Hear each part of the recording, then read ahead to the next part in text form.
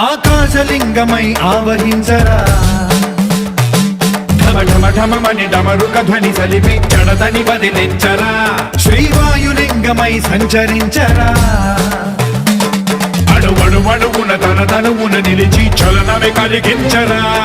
భస్మం చేసే